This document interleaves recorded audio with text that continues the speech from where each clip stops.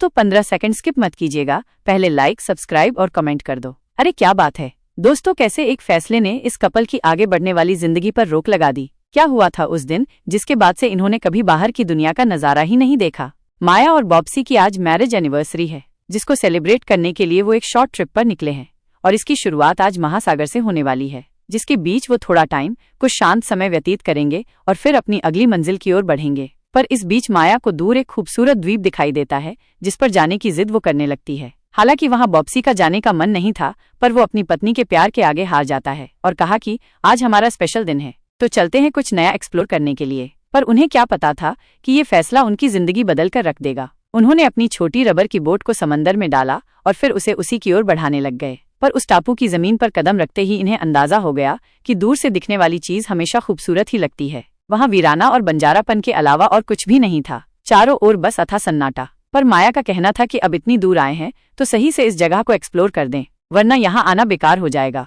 दोनों ही अभी आइलैंड को चक्कर लगाने लगे, जिस दौरान इन्हें कुछ जंग से भरी मशीन दिखी, जिसे देखकर इन्होंने अनुमान लगाया कि हो सकता है कि यहाँ पर सालों पहले व्यापारी कुछ काम करते होंगे, जिसके बड़े बड़े शिप आते होंगे, या फिर यहाँ पर कुछ साइंटिफिक काम होता होगा जिसका मलबा वो लोग ऐसे ही छोड़कर चले गए। आपका अनुमान क्या है? टापू की सबसे ऊंची जगह पर जाकर इन्होंने कुछ फोटो क्लिक करवाई और कुछ देर शांति से बिताने के बाद तभी बॉब्सी ने देखा कि आसमान काला होता जा रहा है। कहीं ये किसी बड़े तूफान का संकेत तो नहीं है। इस सोच में डूबा हुआ बॉब्सी आखिर में निकलने का फैसला करता है, क्योंकि अब ज्यादा देर यहाँ रुकना सही नहीं है। जब उन्होंने अपनी छोटी बोट को पानी में उतारा तो उसे कुछ ही दूरी का रास्ता न पाटा, तब तक तूफान अपने आक्रोश पर आ चुका था। यानी कि अगर अब वो कुछ देर और पानी में रहे तो बह सकते हैं। इसीलिए इन्होंने फौरन पीछे मुड़ जाने का फैसला किया, जो अभी के लिए सही है। पर अब इन्हें रात इसी द्वीप पर गुजारनी पड़ेगी। इन्होंने कोने में थोड़ा सा आशियाना बना लिया और धीमी आग के साथ ही पूरी रात को काटा।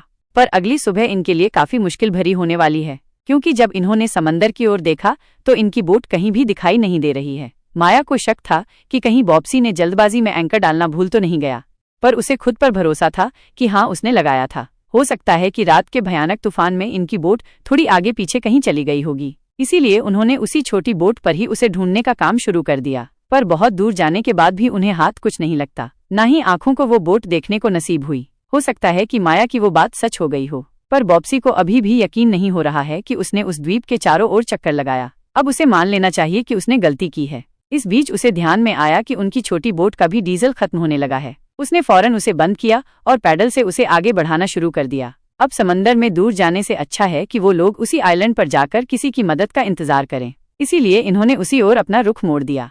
अब इन्हें भूख और प्यास भी लगना शुरू हो गई है, जो सबसे बड़ी लड़ाई होती है खुद को जिंदा रखने के लिए। ये उस जगह के सबसे ऊंचे पहाड़ पर गए, इस उम्मीद में कि शायद आसपास कोई उम्मीद हो, लेकिन दूर दूर तक वीरानों के अलावा कुछ नहीं था। हाँ, तभी इन्हें एक पत्थर से गिरता हुआ साफ पानी जरूर दिखता है, जिसे पीकर ये अपनी 2 दिन की प्यास को बुझाते, और उसी पानी के आसपास कुछ सीवीड भी मौजूद थे, जिसे खाकर ये थोड़ी एनर्जी वापस लाते हैं। तब इनका दिमाग चलता है कि अगर इन्हें सच में खुद को रेस्क्यू करवाना है, अगर ये चाहते हैं कि वो इस द्वीप पर कोई गुजरने वाली बोट ही नहीं देखे, तो उसके लिए इन्हें पहले SOS का मार्क बनाना होगा।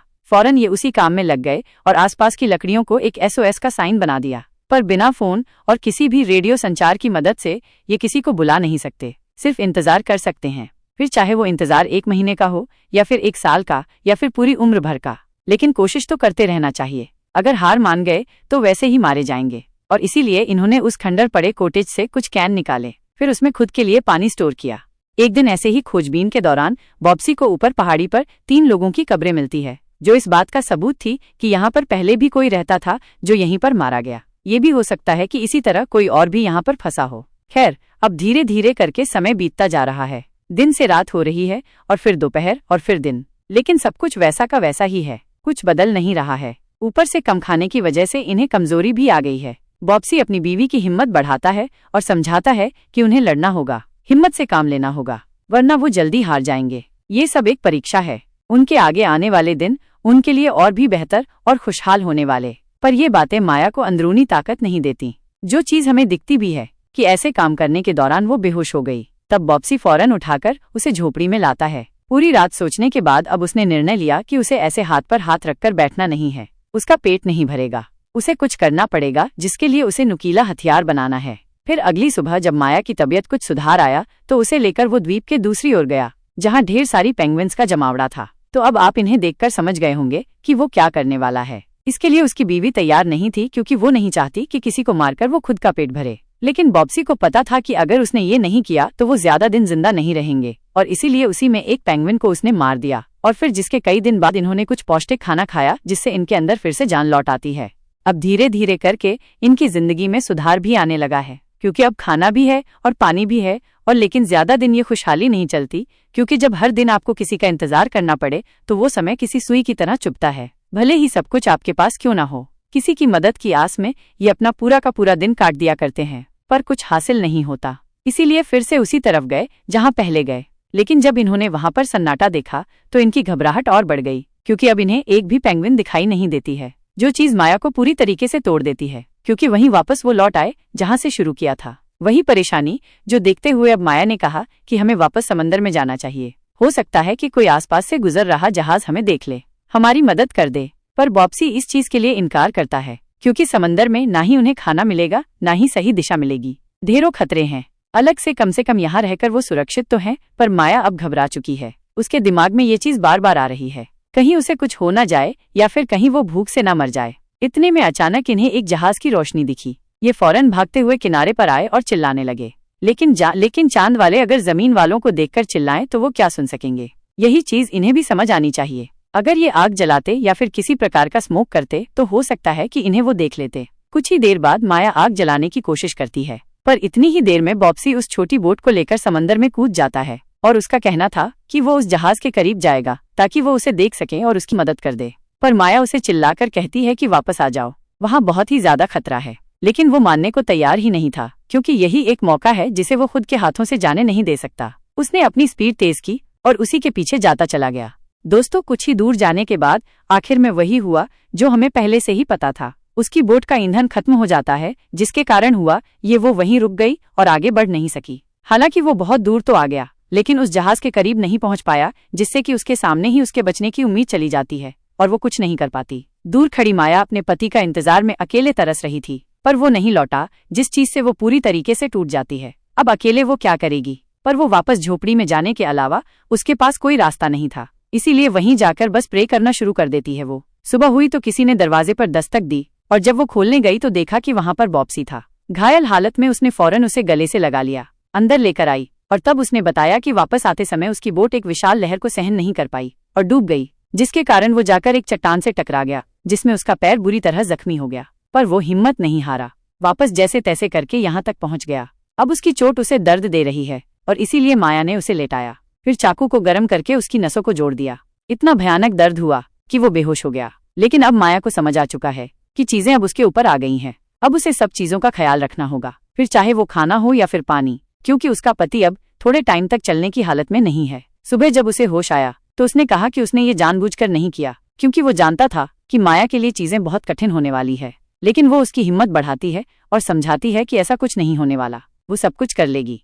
धीरे धीरे करके दोबारा दिन बीतने लगे। शायद आपको पता तक नहीं लगा होगा कि लेकिन इन दोनों ने यहाँ पर रहते हुए 1 महीने से भी ज्यादा का ऊपर समय बिता दिया। तब से वो इसी वीरान जगह पर सिर्फ एक दूसरे के साथ रह रहे हैं। इसीलिए मैंने शुरुआत में कहा था कि इनका एक फैसला इनके समय को रोक देगा। एक दिन जब माया बाहर कुछ सामान लेने गई तो उसने महसूस किया कि शायद अब ठंडियां नजदीक आ रही हैं, क्योंकि दूर से पहाड़ जमने लगे हैं, यानी कि इनके लिए खतरा और बढ़ने वाला है। इसीलिए वो जाकर अपने पति से कहती है कि हमें अब इस जगह को छोड़ देना चाहिए। पर बॉब्सी मना करता है, क्योंकि वो चलने की हालत में नहीं है। लेकिन माया तो ऊपर से हाँ कह दिया, लेकिन अंदर मन ही मन वो जानती है कि ये समय उनके लिए बहुत कठिन है, और ऐसे में उन्हें कुछ कदम तो उठाना ही पड़ेगा, वरना वो दोनों यहीं मर जाएंगे ठंड से। उसका पति शुरू से ही कठिन फैसले लेने में सक्षम नहीं रहा है, और यही वजह है कि उस दिन वो जहाज को भी पकड़ नहीं पाया।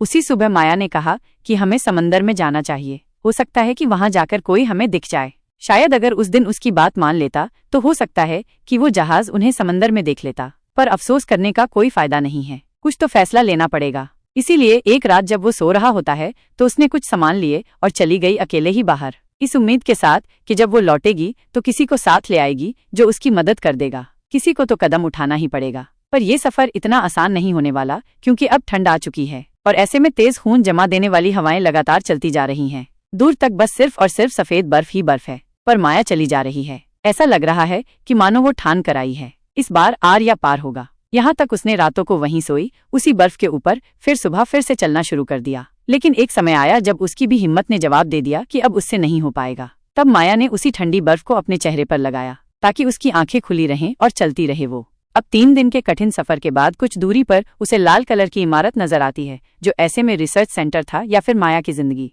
भागते हुए उसके पास अंदर गई तो कोई नहीं था, लेकिन हाँ, खाना और गर्म कपड़े भरपूर थे। सबसे पहले तो वो सही से फ्रेश होती है, देन पेट भर के खाना खाती और वो आसपास घूमने लगी, शायद कोई इंसान मिल जाए। लेकिन वहाँ कोई नहीं था, पर हाँ, एक की स्नोबोर्ड जरूर थी। माया के अंदर मानो एक नई जिंदगी आ गई थी। उसने फौरन कुछ खाने के सामानों को इकट्ठा किया और फिर तेजी से अपनी उसी झोपड़ी की ओर निकल पड़ी। पहुंचते पहुंचते अंधेरा हो गया, लेकिन जब वो वहां पहुंची तो उसने देखा कि एक भयानक तूफान ने पूरी झोपड़ी गिरा दी है, जिसके नीचे उसका पति दबा हुआ है। पूरा शरीर एकदम जम चुका है, इसीलिए वो फौरन उसे घसीटकर बोट की तरफ ले आई और फिर जल्दी से स्टेशन लाकर उसे गर्म कपड़ों से ढक दिया। धीरे धीरे समय के साथ उसका शरीर गर्म होने लगा और सुधार आना शुरू हो गया। दोनों अब खुश थे, उन्हें एक रहने को छत मिल गई थी। तो वहीं बॉब्सी अब काफी हद तक ठीक हो चुका है। अब दोनों ही एक रात डांस भी करते हैं और फिर एक दिन वो घड़ी आ जाती है जिसके लिए इन्होंने पूरे 42 दिन का इंतजार किया। वैज्ञानिकों की टीम आ चुकी है वहां, यानी कि अब ये बच जाएंगे। माया फौरन जाकर बॉब्सी से गले लगती है क्योंकि अब सब कुछ ठीक हो जाएगा।